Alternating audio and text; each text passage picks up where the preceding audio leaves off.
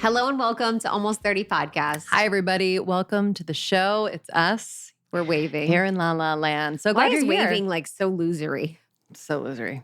You know what I mean? Like when you Goodbye. wave, yeah, it's like, feels silly. What's cool? We should just, I know. this is the Mab wave. Aw. What should we do? Yeah. Howdy. Yeah, I do like howdy. When I use howdy talking to men, they're always like, are you from Texas? I'm like, no, it's just, I don't want to be like, hey, Caleb. It's so boring. Like, hey. Hey. I don't think I've used hey in a very long time. Or like, hi, Nick. How are you? Like, no, I'm like, howdy. Remember heya? Yeah, hiya. Hiya, heya. Hiya. And howdy is like a power move. It's Yeah. like howdy, Nick. It's like, I'm wearing chaps and I'm ready to ride. 100%. It's like, we're going to know who's boss. And I'm boss because I said howdy. There's something just friendly about howdy. Howdy. I agree. Do you follow it with an emoji with the hat? Someone told me they were like, you use too many emojis. Oh, I love an emoji. I love an emoji. Because it's also, if you know the person, What if I don't? what if you don't? I'm trying to think. I actually think it's probably for anyone who's like a chill person, they'll be like, oh, this person's playful. That's what I think. They I'm like to use emojis. emojis. Are playful. Emojis are fun. Emojis just add a little bit of spice. Totally. However, and you don't do this, but I can imagine, say you're like texting someone new, you haven't met them yet, and they're using emojis in a way that you don't vibe with, could be a deal breaker. Oh, say more. I use emojis so much, I don't know if there's a way that could be bad. Well, I think yours are kind of like fun and cryptic, where it's like Yes. you use like, you know, an octopus to talk about something. Yes. And I'm like, let me connect the dots on why she's using an octopus. Yes, that's so true. And it's like, you could just say something like, you know, you're late. And then you could be like, hee, and then add like a teddy bear. And it's like perfect. Totally. You made the fact that I'm telling you that you're late to meet me, but like it's all good because there's a little teddy bear on there. Yes. I'm trying to think of a bad example. I mean, like if guys use like the water spouting and or the eggplant emoji or anything that feels like sexual with an emoji, I'm like, oh, this is so 2000 and fucking Yeah. It's like 15. we just discovered sexual emojis. I mean, that's so bad. Today's episode. We're talking about productivity. Yeah. It's something that you're like, productivity. You know what's but funny I was is like, we think that, but I think more people than us are like, tell me how to be productive. I literally agree. This one is going to be so tactical for you. We have Laura Mae Martin on. So she's the executive productivity advisor at Google. She has been for many years now. She's also a mother of 3 under 6. Wow. Do the math. I couldn't understand how that's possible. But she really is all about bringing in balance to productivity. So getting a lot done, but in a way that's not going to burn you out or anything like that. But before we get into that conversation, I feel like so much has shifted in terms of like how we work, how we are productive, like just how we flow in a day. And I think it's taken a lot of trial and error. But what's the latest with you in terms of your workflow and how you've been able to I think I've been manage? working more than I've worked in a really long time. And it's funny because I've been like kind of not depressed, but kind of like lately. And I think it's because I've been working a lot from home. And I really feel better and so much more inspired when I'm working from a coffee shop or working from somewhere. I'm so much more productive. It's interesting. I think there's a different perspective for different people, where some people are really distracted in distracting environments. I'm honed in distracting environments. Like even at the airport, it's like the more chaos there is around me, the more centered I am. Even when I did that, I did a ceremony. I forget what it's called. I did it in Mexico. And it was just like Temescal? Yeah, Temescal. Yes. Temescal? It was the hot. Yeah. We were in the hot and they were just like, it was like hot and steamy for 4 hours. It was a sweat lodge. And everyone was kind of like in their moment, in their journey. And I'm just like zeroed in completely where there's like nothing. So I think for other people that might get distracted, it's probably best to work in quiet environments from home. But I feel really honed in when I'm in louder environments. So when I work at my house, I don't feel as productive. Yep, I feel the same way. I get distracted when I'm at home because I think there's things that my brain's like, well, you could quickly do that. You could Yes. undo the laundry and then I get Yes. distracted and I'm over here making lunch, but then I'm also answering an email and it's like a Yes. weird thing. So I completely agree. Like, how do you feel like that? I feel like you do a lot of your coaching and it Mhm. needs to be in like a quiet Yeah, it place. needs to be in a quiet place. So I have to be home for that because yeah, we Yeah, can't be, I don't even know what we're going to be talking about. You know what I mean? totally. During those calls. So that's fine. And I really love that. But I think for me, it's just making more time when I can to leave. But this productivity thing that I've been doing lately that I really love is whenever I have emails to write or captions or any content or anything really that's like a longer email or longer text, I'll go on walks and then I will voice to text it and Mhm. I'll voice to text it in my notes app.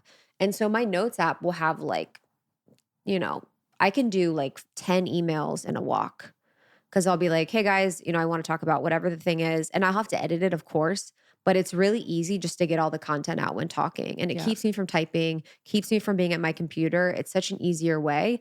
And it also helps me to have content or copy or emails that sound like me rather than I think as a writer, I write different. I'm Mhm. kind of like I just have a different style of writing than the way that I talk. And I've kind of liked having my voice be clearer in my content and emails that I write. Yeah. Yeah, I think the voice texting thing for anything is so helpful. I I think just started doing that. You've been doing that forever. I've been doing it for a while, but I think what sometimes stops me is that like, oh, I have to go back and edit it, Yes. whatever. So outsourcing that is always a good thing. However, Tried Chat GPT. yeah, yeah. I mean, ChatGPT is It's crazy it's though. crazy. No, You got it's to get real silly. good at the prompts because Yes. sometimes it could be like, "Blah, this is not as good as I would do it." But it's also helped me not to go on a tangent, but it's helped me creatively like jumpstart. So if I Mhm. have to write something, do something, it'll kind of be a jumping off Mhm. point. 5 times out of 10, it's like not amazing Yes. because I haven't really gotten the prompts dialed in, but it'll totally turn on my brain. I don't do well with pulling things out of nowhere. I Yep. need some prompts. I need some questions. I need to respond to something. So that's been really, really helpful. I know I wrote an email for our newsletter list and then I put it in Chat GPT to like see what Chat GPT would do. And I did a story on this, but like I was like, do it like a Gen Z person. Oh my God. I mean, that's crazy. What were like some It phrases? was I mean, I read like the email, but I it don't was like remember the catch Gen on the Z. flip. It was like being single, crushing it, navigating life post divorce, killing it. And then I was like, write it like I was like, write it like a man. And it was like, all right, team, we're gonna have to go to the moon with this one. Hut hut. Like, yes, it was like all sports ones.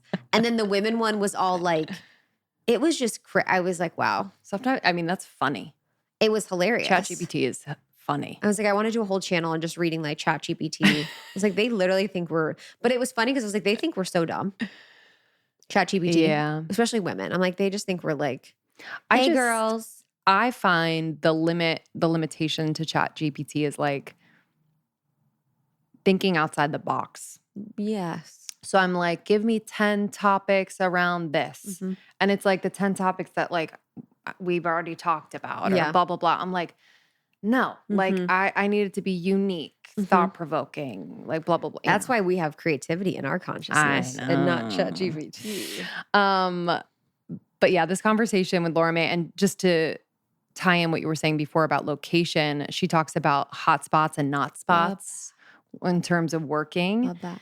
Um, and it's something that we think about and it's like, okay, yeah, like some places work, some don't. But are we actually keeping those spots in our home and or elsewhere as like sacred spots for our work instead of bringing our laptop into our bed Oh, and having that be really energetically confusing? Can we turn off when we're in our bedroom and actually relax and turn down? I've been better about that. I don't generally bring my computer in bed, but sometimes I'm just like tired and I just want to lounge and girl. and work When a I'm in little a bit. relationship, I don't have my phone or laptop in the bed, but when I do, or when I'm Yep. not, I've been a dirty little dog Yeah. since Yeah. I've been single. I have my Well, laptop yeah, in the because it's like, bed. I have my phone. I'm cuddling with Apple products. It's like mhm. just like surrounded. I'm like, It's bad. I was like, oh, this is not my favorite experience. Yeah, I think that's a plus to having like another person where you're like, 100%. okay, I was like, I'm going to be mad at you all day for being on your phone. So I need to prove to you. yes, It's like it kept me up to a standard because I was like judging the other person. literally. Yeah, Oh, it's all good. it's Self-awareness is a key. vibe. So Laura Mae Martin has her book, Uptime, which is out now. This is practical tools for rethinking workdays and balancing responsibilities. And she really emphasizes the Mm. importance of well-being alongside productivity. And she's just always had a knack for these Mhm. things and really was able to, she basically created this role at Google for Yeah. herself. And through working with teams and individuals has really created some really great processes around productivity. So things like the hot spots and not spots, the morning three. So, three things that will set you up for a focused and satisfying Mm. day that you probably don't expect. We talked about how to sort through your email, which Gosh. I need more than anyone, Yeah, but my girl, how much do you have right now? I don't 40K? I don't want to share. Yeah, I mean something crazy, but the thing the thing about that, I'm so far gone that like I will never organize my original email. Yeah, I just want to create a new email. I think you should. Honestly, just bomb the other one.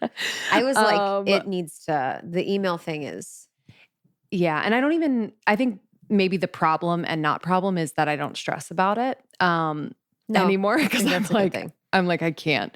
But she talks about how to sort through it like you sort through laundry, and it's very practical. You can do it Mm. today and will absolutely, reduce your stress around email. Um, we also talked about procrastination. I feel like we're Mm. just a culture that procrastinates quite a bit, and there are certainly ways to pinpoint why we're Yeah. procrastinating. It's not the obvious, Mhm. and how we can circumvent Why do you like think we're the procrastinating? traps. Why do I think we're procrastinating? I'll answer while you think. I asked a Yeah, question I want to answer. yeah. I think we're procrastinating because I think people are already doing too much and it's not like we're already doing an abnormal amount of work, productivity, things. And Mhm. so it's like I think sometimes procrastination is just our way of actually prioritizing what matters and what doesn't. But I do in like a weird way. Mhm. But I also think that because people are taking up so much time and having so much residue, Cal Newport talks about this in digital minimalism between switching from social media to working, that it's like that social media just can like suck you in and that becomes procrastination.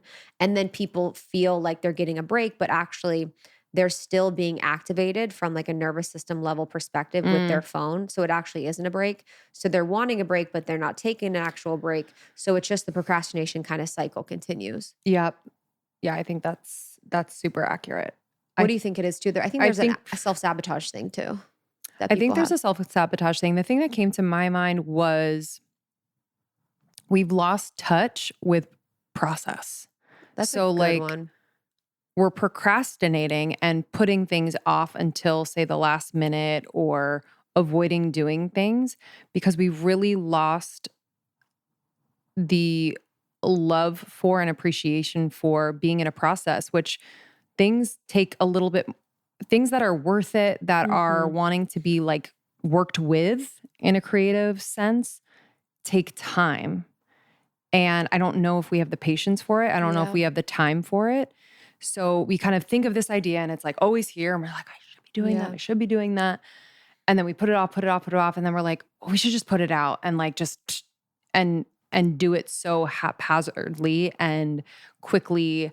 And I think it's because we don't have that connection to process Love anymore, at that. least for me, like where I'm at, where I'll kind of put things off because I haven't been, and I am more so now, but like really deeply in a process, like a Yeah. longer process in a long time. What are you putting off right now? Like what are you procrastinating on right now that if it was done you'd be like, "Yes."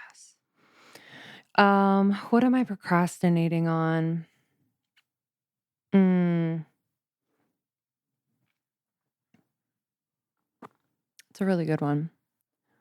I feel like I want to sit down and write all the things about, and this is kind of the first step of like Yeah. writing copy for the new Mom on the Block Yep. website. Yep.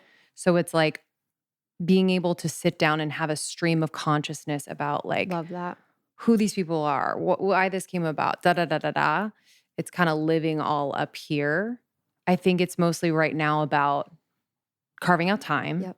prioritizing it, and allowing there to be a process to happen before the final whole website copy. Yes. It's like having the notes app with the Yep. stream of consciousness and then kind of parsing it out and Yep. having like, this is going to be this page and this page, but I Yep. haven't given myself that time. Yeah, like knowing it'll start somewhere. Exactly. That it doesn't need to like be, this is final website copy. Yeah, it's like, Yes. no, it actually just starts somewhere. That's a huge piece Starts of opening your notes app, starts with opening your thing. Exactly.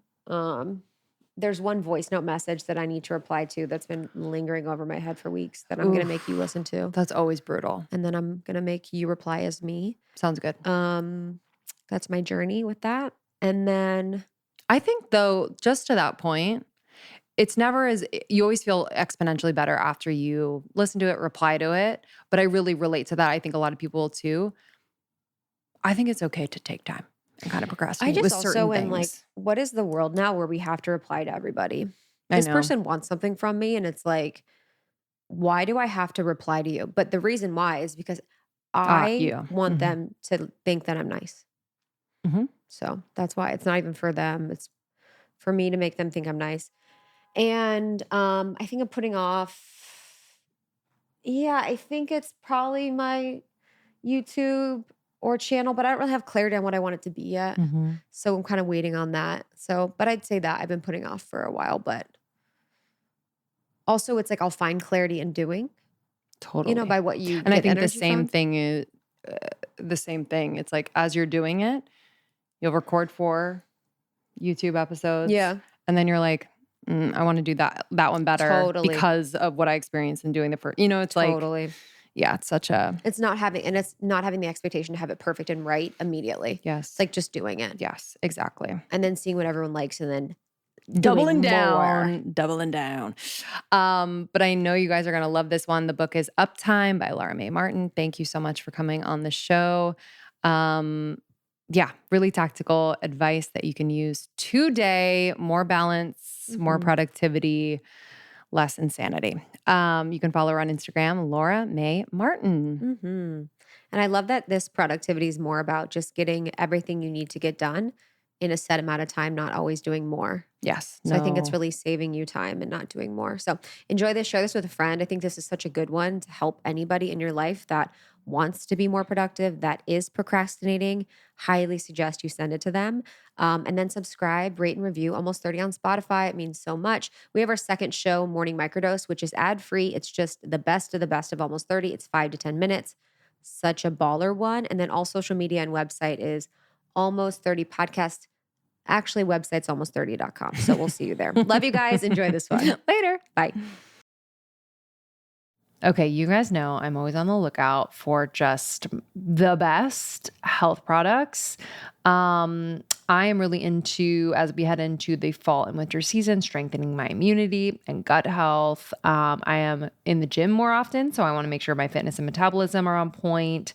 And always skin and hair, like I just always want to keep that on point. And I discovered a product that is going to help me in all of these areas, and it's called Armra Colostrum. I've been taking it for about a year and a half now, and it's incredible. So colostrum, if you don't know, is the first nutrition that you get in life from your mama, contains all the essential nutrients our bodies need in order to thrive. And Armra Colostrum is a proprietary concentrate of bovine colostrum. It is the overflow. So it is, the calf is getting all that they need. This is the overflow, and it harnesses over 400 living bioactive nutrients that strengthen the barriers of your body and fuel cellular health for just unbelievable health benefits that have been researched backed. So I love Armra. I will literally take a scoop and just toss it in my mouth. Sometimes I'll put it in a smoothie or just mix it in water.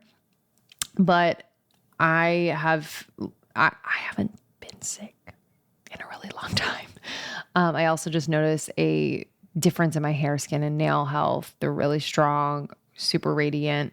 I'm very thankful it's working. And if you are someone who is active, wants to just support your fitness, fuel, and recovery, this is great for you too. It's actually been like a secret of athletes for years. So we've worked out a special offer for our audience. Receive 15% off your first order when you go to tryarmra.com/almost30, or you can enter the code almost30 to get 15% off your order. That's tryarmra.com/almost30, or use the code almost30 for 15% off. Hello, Almost 30 Nation. What's happening? This episode is proudly brought to you by Lola V. This is an award-winning hair care line founded by the ever fabulous, ever iconic Jennifer Aniston. Need I say more? I mean, we want her hair. We've always wanted her hair. And she has felt our pain of just like our hair not living up to our potential.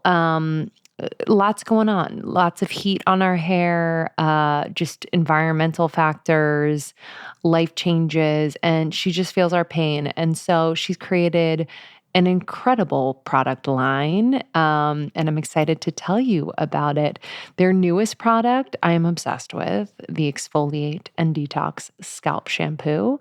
It is making my hair incredibly healthy. So I don't know if you know this, but healthy, gorgeous hair starts with a clean, nourished scalp.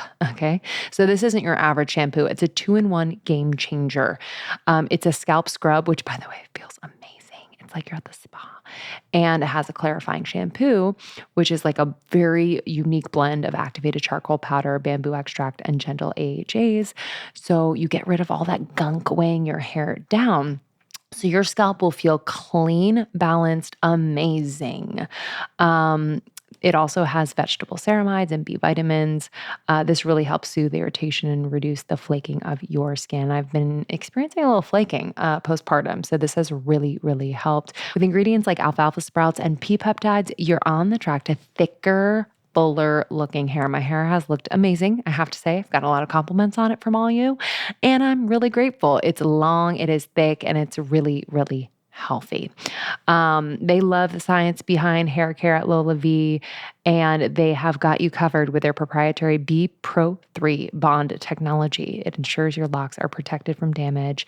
The best part, the brilliance in a bottle is formulated for all hair types and textures.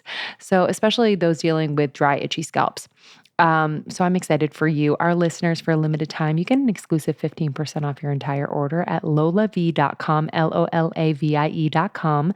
Just use the code A30POD. That's A30POD at checkout. If you're taking hair care advice, why listen to anyone besides the woman who gave us the Rachel? You know what I mean? So lolav.com. Just use the code A30POD at checkout for 15% off your entire order. Okay, I'm excited. I wish we could make this a breastfeeding podcast as well. I'll come back for that. As well? You'll come back for my brand that I'm creating. Oh, perfect. We'll do a little ditty. But man, oh man, when I found out that we were going to have the executive productivity expert, advisor rather, from Google, I was like, yo, perfect time in my life to make this happen, and to learn. So I'm really excited. This is the type of conversation that I would say, don't normally have on the show, which is really nice. I feel like we've kind of aired more in the spirituality, health, and wellness realms. Which I love. Which also, I feel like this is a part of, in a way, right? Because we're human beings living on Earth. And so we're human beings with jobs and things to do and goals to achieve and all the things. And I don't know about you all listening, but I think in this day and age, it's been, as someone who grew up without social media, without like a lot of tech in my life, it's just become increasingly harder to be productive. I think largely in part to that, but I know there are other things at play. So I'm just really excited to like get into the weeds with you.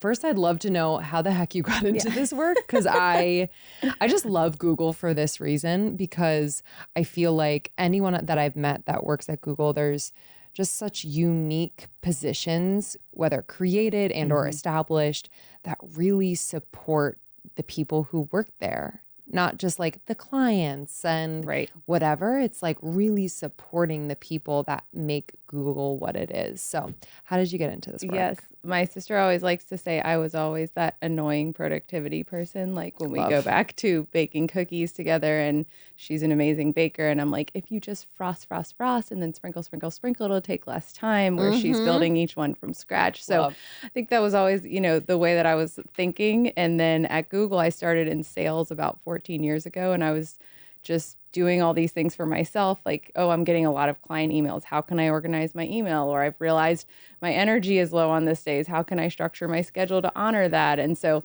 it really just started with people saying, hey, you should teach a class on that. And again, Google has that Googler to Googler training program where you can train on anything work related or life related, just to help your coworkers. So I started doing that, and it just grew. Like you said, there was a need for it. And I started working one-on-one with executives, and it developed into a full-time role. So I basically started productivity at Google with all of these trainings and tactics and newsletters. And that's now my job. Insane. Mm-hmm. What did you find when you first started was a pain point or a few pain points for a lot of people? Certainly email. I always say that's like the gateway to productivity. And, that's why I have a whole chapter about it, because I think people, that's so personal, and it's something that you're looking at all the time, and it can cause a lot of anxiety, work or personal. It's just something that's constantly pinging your brain. And so a lot of times that was people's first thing that they wanted to talk about or learn about. And so that's definitely one of the top things. And then just the busy is not productive idea, which I talk about, but it's kind of slamming your schedule and feeling like more is the right thing all the time, and having a hard time saying no, and not valuing the downtime, because that is really what leads to, sustaining productivity for a long time and creativity. And so people just, I always tell people, you don't think of your best ideas in the 10th back-to-back meeting of the day. It's the run, the shower, the workout, whatever it is. And so just making sure that those stay as important parts of your schedule the same way that all these meetings do. So that's typically, not a problem that people are working through. Yeah, I find that a lot of people, and myself included, I'll just be like, well, if I have time, I guess I'll fit it in. Mm-hmm. But it's almost like a last minute ad if I have time, rather than putting it in my calendar as like blocked off. I am going to take a walk for 45 minutes. And that could be a silent walk, no stimulation, or that could be answering voice notes. But like, it's very rare that I actually put it in the calendar. And it's been a game changer when I have, because it also says it to other people who have access to my calendar that we are not available. But I do want to talk about email, because I think, I know you're right. It is a powerful point in our day that can, at least for me, cause this like underlying anxiety. I will not say the number in my inbox, but I am one of those people that has a high inbox number, whether it's because I have so many, like, I'm subscribed to this, I'm not opening this, whatever. But how do you recommend to people that they approach their inbox, organize it, maintain it? So I think first, I do like a 3-step process with anyone that I'm coaching, and even only doing one step is good. Doing all 3 is perfect. So the first step is, a lot of people have this, I have so many emails, and most of the time it's things that they don't ever open. So I tell people that even if you're not opening it, it's taking one little energy point for you to read that subject line and decide not to open it. So you can imagine many of those are then draining your energy. And so, even if you just say, okay, I'm just going to spend 20 minutes, set a timer, I'm going to search for the word unsubscribe in my email, because that's the quickest way to pull up everything that's likely not directly to you. So now I'm looking for that word, and then start, in Gmail, you can just press the button unsubscribe, but you can get off lists, you can filter things. And even in 20 minutes, you can usually get a huge chunk of those, because, they're coming every week or every day. So you don't have to see everyone, but you're getting to those things. And so even just that can now make you feel lighter, and, you're seeing the things that are important. So then second step is popping out things you need to see. So maybe if you're a small business owner and you have a contact me form on your website, that needs to look important because that's a new client. So that should really pop in your inbox. So whether it's a different color or a certain label or a star or something. So if you are traveling and on the go, you're not missing those important emails. And then the third piece, which is the ultimate kind of system, is organizing it the same way you would your laundry. So, if you have your dryer and you're always just opening the door and saying, gosh, I have so many clothes, I'm not going to fold them. I'll take out one shirt. I'm going to just close the door again. That's super inefficient laundry wise. And that's what people are doing with their email. They're never really done. They don't have a system. And so instead you want to kind of empty out your inbox, put it in baskets for future you. This is what future me needs to do with this. So, maybe read, review, respond. And then that doesn't mean all your email is done, but it does mean your brain has seen it all once. And then when you say, okay, it's actually my time to do email, you have a basket full of things to fold, do at all one time. And so it just creates more of a system instead of I'll respond here, I'll read this, I'll mark this as unread. Oh, I don't need to see this, which is kind of the energy drain that we all feel when we're looking at it. So you're basically creating so we have like our sent, we have spam, we have this, and you're creating extra folders for like future tasks for you to do. So someone's taking time to categorize. That's like a moment. Right. Exactly. And then later in the day or the next day, they're going to actually do what each the basket box, right? And that helps with the energy piece because let's say I'm a morning person, I have this wonderful block of time where I can work. What a waste to read industry newsletters. So if I've taken the time to bucket those all together and now I have a 3:30 meeting that ended 5 minutes early and I'm feeling kind of low energy anyway, great time to go to that bucket and read them. So it's just about, putting them there so that there's the right time and the right energy to do them. Yeah, so smart. That part of what you just said about like knowing yourself. So it's like if I'm a morning person or if I'm a night owl or if I know I have an energy slump in the middle of the afternoon, can you talk a little bit about that? How we can really design our days or how we approach our to-do lists based on knowing ourselves better? I think that's probably the number one takeaway. If you talk to like 100 people I've worked with in the last year, that would come up as like the number one thing that they took and changed and made the biggest difference because not all time slots are created equal. And so if we have an hour to work on something and we could choose 9 to 10 a.m. or 4 to 5 p.m., that's totally different for different people. You're going to get different energy during that time, different output. And so it's not just an hour, so thinking through what I call your power hours, and you probably know about yourself in general what they are, but even just keeping a little Post-it note and for a couple of weeks saying, oh, I'm really feeling in the zone. What time is it? And so for me, it's definitely the morning. And I really try to, not every day, because of course I have morning meetings, but a couple of days a week, keep that safe as my work time to focus on it.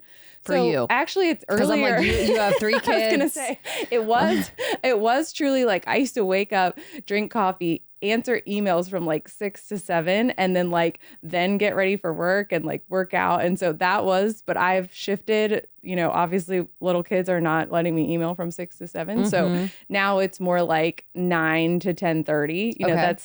That's still a good zone for me. But I even worked with one woman, and we figured out hers were really like 11 to 1, 10 to 1. And she was stopping to eat lunch every day at noon just because that's when people eat lunch. And so she was like, wow, if I just work from 12 to 1, that's one of my best hours of the day. P.S. Everyone else is eating lunch. So I kind of have this time and then I grab lunch at 1. So just such a small change, which made 5 more productive hours in her week, So it's just, and I think that working from home for a lot of people showed us what those patterns were when you got the flexibility to say, oh, if I want to wake up late and kind of have a slow start, and my husband is definitely more of a night owl, and it's like 11 p.m. and he's wanting to talk family finances and like find me at 6.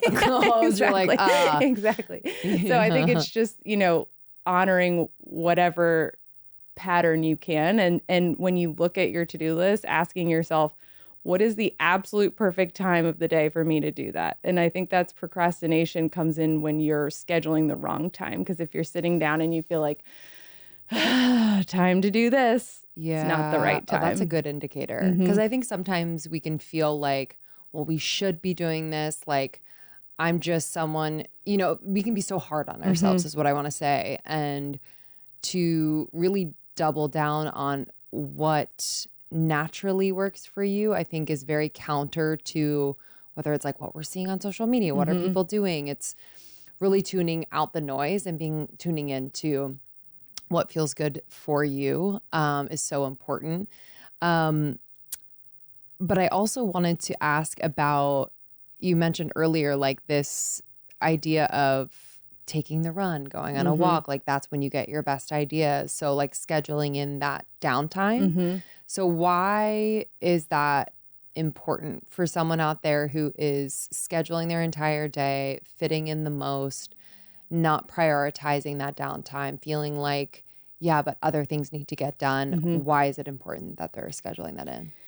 So I think that, we look at productivity sometimes as like, what was the churn for that day? Like, how many things did I get crossed off my list? But overall, I define productivity as how are you showing up to your work, to your family? How is your big picture thinking, the next thing? Like, how are you putting together pieces and being creative? And so when we think about downtime, you aren't going to find downtime when it's already busy. Like you said, it's very hard to rip yourself away from your Yes. desk and say, okay. And so it's really important to think about it beforehand and have it built in. So most people overcommit. I like to undercommit because what happens is that actually puts me at about 100% because things always come up. If you think you're committing at the right level, you're probably now at like 120%. So if you really say like, well, I'm always going to leave room for this and I'm always, no matter what, I'm going to go on a walk every day at 5, or I'm always, even during this busy season with my book, I'm still making time to meditate, still making time to work out because it's such a part of my routine that not even during the busiest time do I let that go. And so I think that is what keeps you in that flow, what I call uptime, because, like I said, you're not having your best ideas knee deep in your email and it's in the shower, it's on a quiet commute. It's, I was writing these chapters. I said, I have a lot of chapters left to write. My husband said, oh, so you're going to be at your desk? And I said, no, I'm going to be on stroller walks because that's where this book was written, And so how did you capture it? Good question. Cause that's in my book too, is just, you can't have these ideas and not. So I truly had a notepad underneath the stroller. No way. I don't like my phone sometimes cause I feel like then I get distracted, but I had a legal pad with a pen. And when, the baby would stop, I'd give him a snack, I would write down some of the things I thought of and keep walking. And that's basically how I wrote the whole book, was like a note of like 300 things that came to me and then organize those into chapters. So, and I'm convinced that if I had been like nose to the grindstone, I really got to churn this book out, it would not have come together the same way. So it's just that downtime is the key. It's not just important. It's the difference, and super successful creative people make time for that. Completely agree. Yeah, it is that space, that blank space where, and also I think there's like a physical component to it where, yeah, we just wrote our book, and I felt like anytime I would say, okay, Linz, you're going to sit down at the computer, you have 2 hours, go. Nothing would come through. For some people, it happens, right? For like the rare ones, who can just plug in and get right to it. But for me, I would just put so much pressure on that moment, on those 2 hours, and feel so defeated by the end if I only got like 2 paragraphs. I'm like, how the frick am I going to get this done? Right. And so I just love your point too of, yes, the downtime, and also just not overscheduling yourself or having these expectations that you're going to get the 10 things on your to-do list done or the 5 pages you want to write. Right. It's having a more realistic sense of what you absolutely can get done, because I do think we need to be celebrating more of like, yeah, that day felt really amazing. That day felt balanced. That day felt productive. That day felt, fulfilling in a lot of different ways. Because I think a lot of us out there now, me included, I have some days where I'm just like, well, I didn't get this done and I didn't get that done. And I'm just, at the end of the day, I'm pissed about the day. Mm-hmm. Whereas I got a lot done. Yeah. As a mom, it's like we got a lot Anything done. But Kept people because I alive. didn't get the big project Right, finished right. that I set a lofty goal to do, then it's a wash.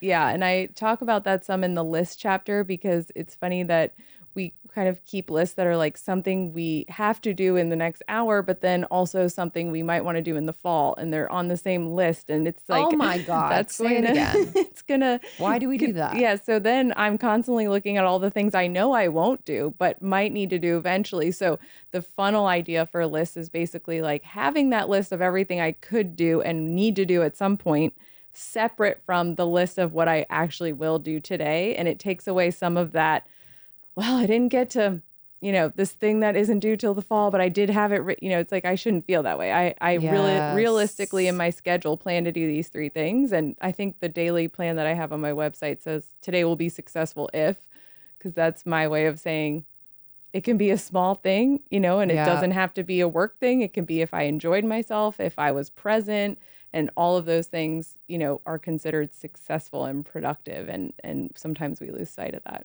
Yeah, I love that prompt. My day will be successful if. I actually, without knowing that you were going to say that today, yesterday I had a similar conversation with myself in my head because I knew that I had set too many lofty goals for the day. And then I was making my son some food. I was like pureeing something, whatever. And I was like, you know what, Linz, if you just get this done today where you're making a few meals for the next few days, that would be a huge accomplishment. And I did. And I was like, that was enough. Good for you. Right. Yeah. And it was just such a simple shift. And it made me feel, and then I also got some other things done. I was going to say, it changes your mindset. And then you're feeling like I'm on top of it. I'm actually doing a great job. And now you're like, I might just do this one thing. And then it snowballs into more and more. I deal with this still. I feel like I thought it was only going to be a college thing, but I still deal with it. Procrastination. And I think a lot of people deal with it. Talk to me about what is happening when we are procrastinating and how we can, shift so that we can, one, I think, reframe what's happening and then also overcome. So I think a lot of procrastination comes from scheduling the wrong work at the wrong time. So that can be one of the big picture things to say, when I look at something on my list that I'm not doing, I have to ask myself, what is the ideal time to do this? And am I scheduling that time? And so that's a good way to avoid it, in general. But of course, it's still going to come up. And so some of the tactics I talk about in my book are true hacks, not just, big theory, you should do this. But for example, the other day, I had some bananas. I wanted to make banana oat muffins for my kids. Bananas just kept getting browner and browner. I was like, why am I not doing this? I just keep not wanting to make them. And so one of the tactics I talk about that I do at least once a day is acting like your own assistant. So just separating the prepping and doing of something because our brains have an easier time with both separately. And so I said, okay, I'm going to bed. I'm certainly not making these muffins before I go to bed, but you know what I can do? Set out the muffin tin, the oats, the bananas, the vanilla, and the measuring cups on the counter. So I went to bed. That's all I did. Woke up, morning me was like, oh, the stuff's already out. Might as well do it. And so just by splitting those, I did it. And, but for days I had not been doing it. And so little things like that, or even saying, oh, I really want to start waking up and running 3 miles. My brain just keeps not doing that. But maybe I say 1 mile. Maybe I say, just go on a walk each morning. Maybe I just say, all right, I just have to wake up at 6 and put on my sneakers. So that seems so much easier for our brain. We say, I can put on my sneakers. By the time the sneakers are on, you're probably at least going to go on a walk. You're outside now. You're feeling good. You're running. You might even run 3 miles, but you have to, what I call Swiss cheese. So just poking holes in these big, big things you keep carrying on your list. So, make a new website. It might just be list out the pages that I want on the website. That's something so small. And then you get excited about the pages. You start designing them, whatever it is. So you have to find a way to get your brain on board with what you want to do. So I think there's 5 hacks in the book for ways to do it, just like those. Genius. Okay, I need to talk to my parents out there. I didn't realize that kids grow out of clothes in like 4.5 seconds. It's kind of crazy. I was buying Mav like new clothes on the regular and it just wasn't sustainable. And I was like, there has to be a better way. I found Posh Peanut. A friend recommended it to me. And I am obsessed. So it's made from viscose from bamboo, and the clothes stretch with your kids as they grow and are 4 times stretchier than cotton. They are truly made to last, and I'm obsessed with them. So I recently got Mav these like adorable joggers in black and kind of this like army print. These are the French terry joggers specifically, but they're so stretchy, so cute. And I got them in the 12 to 18 months. So he'll be in them for a while. They truly stretch. They're breathable and lightweight. They're super soft, so we can wear them in the summer with a t-shirt, or we can wear them in the fall with a nice little sweatshirt. So I'm pumped, so pumped. But check out their website. They have some incredible pieces, and they have cute collaborations with like Disney and Care Bears. I'm obsessed with just getting like the most like ridiculous pajamas. I got him like Hot Wheels pajamas from Posh Peanut. They're so cute. Oh man. So try out Posh Peanut. They're beautifully crafted, stylish clothing for kiddos, infants and kids, and millions of parents love them. So right now, Posh Peanut is offering our listeners 20% off your first order with promo code almost30. Go to poshpeanut.com/almost30 and use the promo code almost30 for 20% off your first order. That's poshpeanut.com/almost30. Promo code is almost30. Oh, one piece of advice that I wish someone gave to me in my early months being pregnant was like the anxiety gets better as you go on in your pregnancy. I had so much anxiety in the beginning just about anything and everything, and I felt like it would never leave me, but it did. It got better. One thing I didn't have to worry about though was how I was supplementing for my pregnancy. I was sure that the Ritual Essential for Women Prenatal, this multivitamin, was what I needed. I love this brand. I have been taking their other supplements for a long time, but this prenatal has methylated folate, which is what you need. And they have a nature identical choline in there, and this supports baby's neural tube development. This is really essential. Your doctor will tell you about it, but this has methylated folate and nature identical choline. It also has omega-3 DHA for brain and early vision development to support mom and baby, and it has vitamin D to support fetal bone health. Really important. What I really love about this prenatal too is that it has a delayed release design to help make it gentle on an empty stomach. Sometimes, I'd be so nauseous. So this was really helpful. And every bottle includes a citrus essence tab. So it doesn't have like a weird supplement flavor. You know what I'm talking about? It's like a really gentle citrus taste. And I am so thankful because there were days where I was like, how am I going to swallow this? And it was just really, really easy.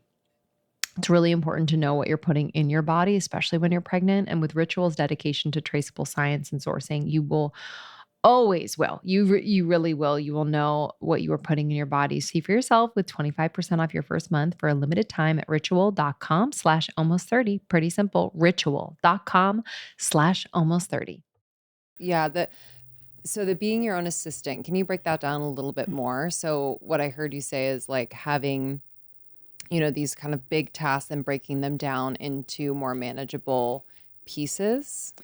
So that's more the Swiss cheesing. Got So it. like, what are the small tasks that I can do one of them? Like just open the presentation and name it. The acting like your own assistant is taking that objective view. So again, my family calendar, I hadn't updated it. It was like 5 days into March, and I was like, I really want to do this. And I think, if I had an assistant, what would I ask this person to do? And it would just be, hey, can you just wipe down that calendar and set it out on the table with the chalkboard markers? And then, I'll get to it when I can. So it's like, now it's all set up. Painting a flower pot I wanted to do. It's like something about that just kept dragging. I was like, oh, I really need to do this. It bothered me every day. But bringing the paint out and the brushes, setting it next to it, and then separating that and then coming back to it. And it's because our brains like a prepared environment. Our kids are the same way. They really like something set up, a charcuterie board. Like we like that, like, come engage with me. I'm already set up. And so that's what you're doing by being your own assistant, is you're kind of doing that to your brain. Says, oh, the paint is out. I'd love to paint. Whereas going to get the paint felt like the harder part, but you just split them apart. Yeah, isn't it so interesting? Like that initial step that like seems so menial, like getting the paint, is like the hardest thing in the world. Yeah, I feel that in motherhood, where I'm like, whoa, there's just some things that feel so hard. So like answering text messages in those early months. Oh, it was like lifting 1,000 pounds each time. I was like, I can't. I cannot do it. Your closest friends know you'll get back to them eventually. Literally. A lot of people are working at home now. I think a lot of people have gone back to the office, but I do think a lot of people work from home. What would you recommend? I feel like there's an incredible benefit to working at home, but I also think a lot of people struggle with separating work from home life. They struggle with distraction. They struggle with feeling lonely and disconnected. What would you recommend? So the first thing is, working from home, like you said, is great, but it requires you to set your own boundaries. And so, which can be difficult for some people, but I always say treat your work at home like you would your in-laws who are coming over. So would you bring them in bed with you at night until the very last second you fall asleep? No. Would you wake up at 6 a.m. and immediately hang out with them the minute you wake up in the morning? No. You might have coffee first and then go and say, would you bring them into every room in the house with you? Or would you say, here's your guest suite and you're welcome to stay and sleep there? And so you have to treat work that way too. You have to set those boundaries.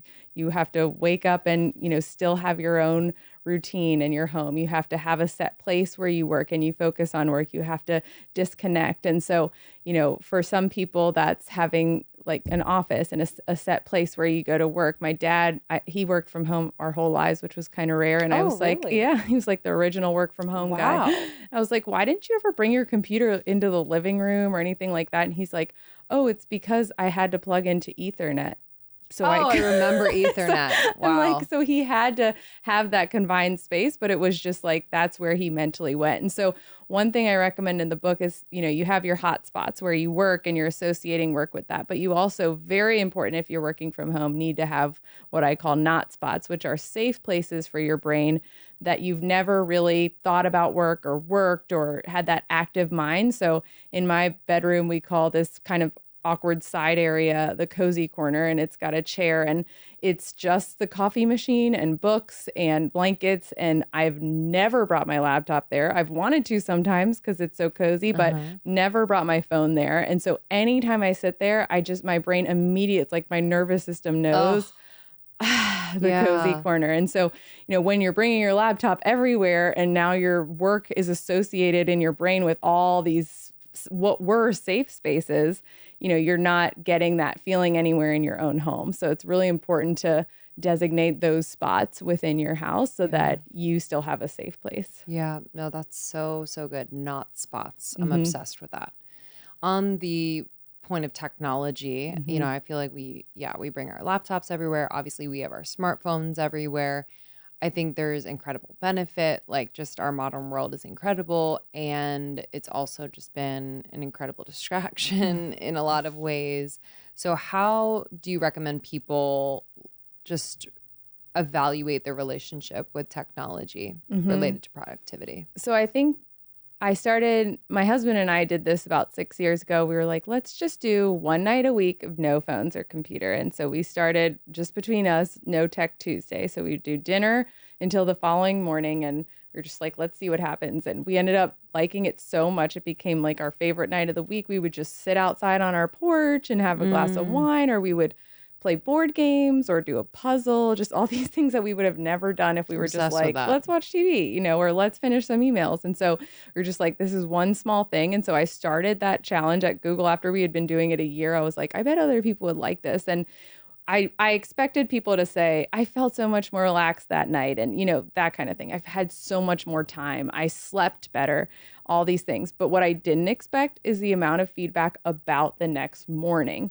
People saying, oh, I'm so energized on Wednesday because I took that time to unplug on Tuesday. Wow. I'm coming up with my best solutions Wednesday morning because I really let my brain rest. And I was like, I did not really think that that was going to be one of the top feedback. So again, that downtime was leading to better overall performance the next day. But I think, even for some people, that still feels like, wow, that's a big jump, one whole night. And so it can be as small as having your phone outside your room, which I was asked recently on a podcast if I would rather have an uncomfortable mattress or sleep with my phone next to my bed for the rest of my life. And I chose uncomfortable mattress, which is crazy. But I mean, there's studies that your brain knows your phone is there, even if you're not looking at it. The brain waves are different. So, having a bed for your phone, which is away from your bed, having a bedtime for your phone, having restrictions on the apps that you waste time on. So my husband has the code as if I'm like a child. I've set my own,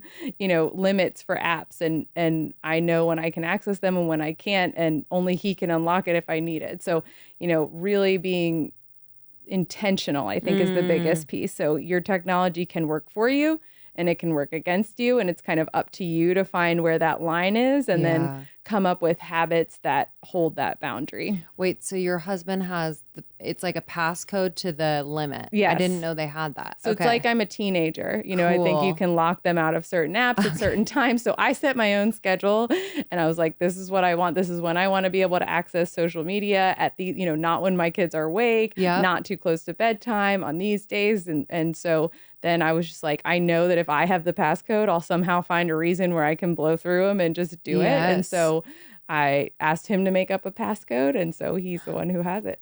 Oh, that's a good one. And that's in your, if people have an iPhone, I guess, is that it would be downtime in an iPhone. So it's called downtime. And then you can add certain apps and schedule. And again, that's just like one small thing. Same thing with your email. If you get a ton of notifications, you can take the time to customize that and say, I only want notifications from these people or at these times. And so a lot of it is just taking those few minutes to really customize what you're seeing and getting and have access to, because you do it once and then it pays off, so you don't have to every single day be like, why am I still getting push notifications from this, What's your approach with text messages?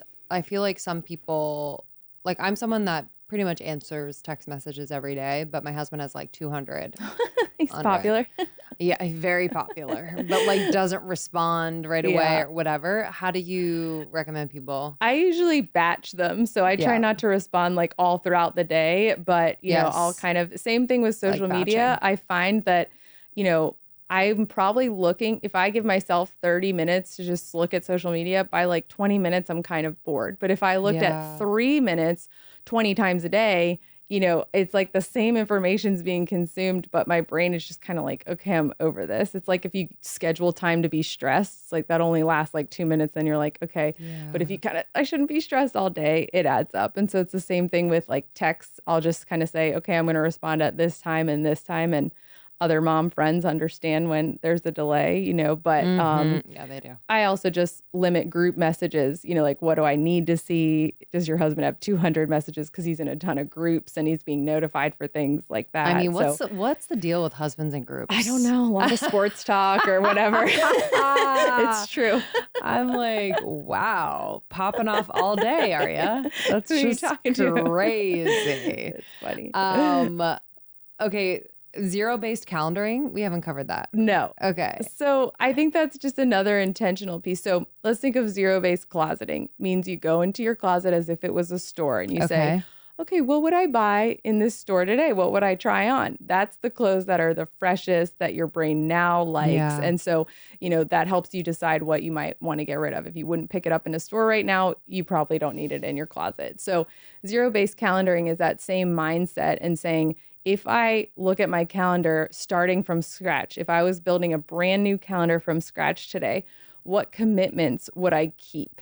what meetings would I keep? What meeting times? Do I still need an hour? Sometimes we look, it's like a subscription to a TV. We sign up and we never think about it again. So it's really going through each one with that objective eye, because things change. And sometimes you may have had an hour weekly meeting with John. Now John sits next to you and you're in 10 other meetings with him. Do you really need now this time? Does it need to be an hour? And so just, taking that one moment, maybe like once every 3 months or so, to say what's coming up on my calendar, because we're so busy, we just kind of accept what's there.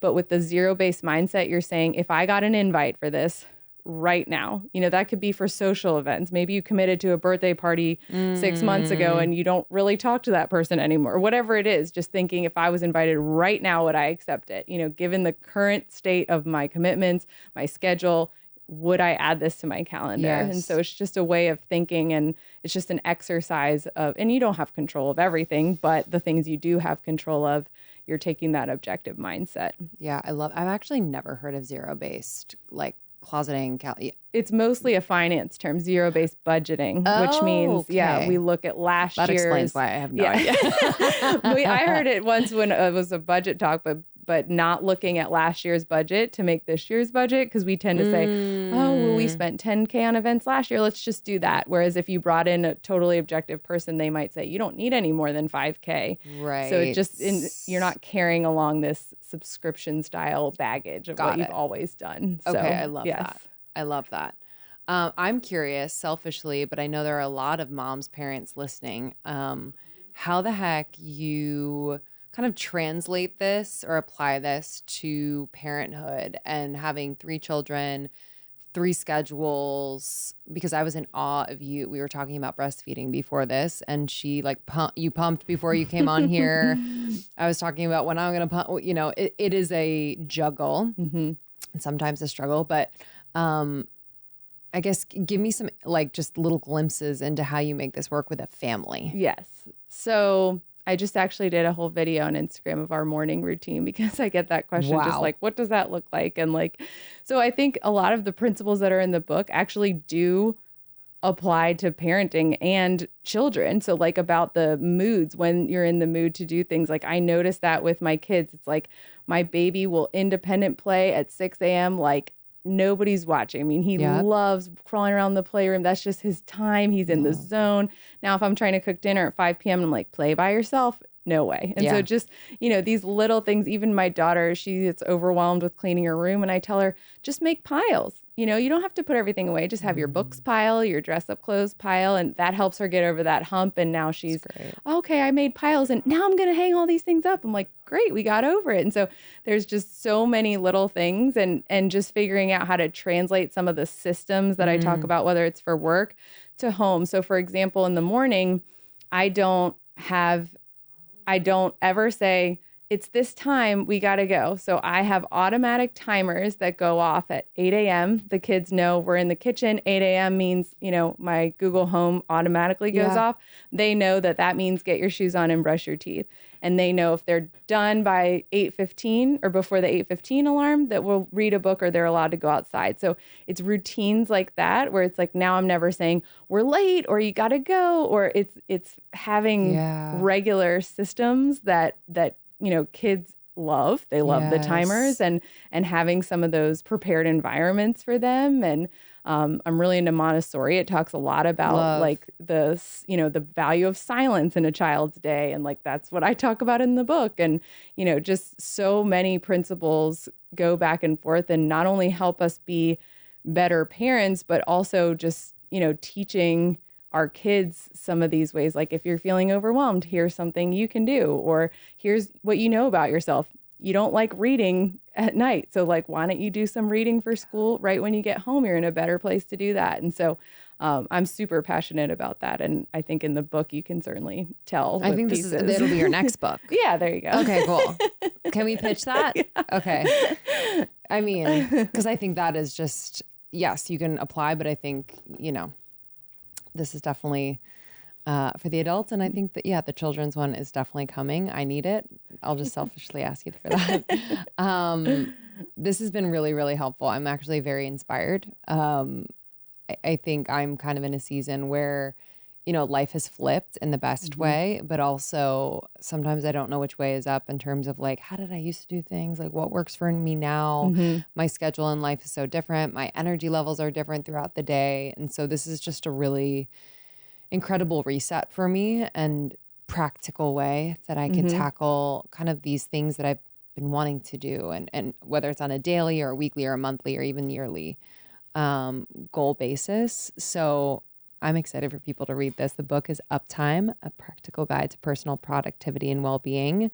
Yeah, the fact that we get a little coach from Google's productivity expert is pretty cool. So thank you so much for being here. And thank you all for listening. Definitely share this with a friend. I feel like this could be a very cool topic of conversation between friends, because I sometimes feel like we hold close to us, like what works, what doesn't work for us, like what we're good at, what we're not good at. And so I think this could open up like a really dope conversation around productivity. So thank you. Yeah. Awesome. All right, y'all. Thanks for listening. We'll see you on the next one. Bye.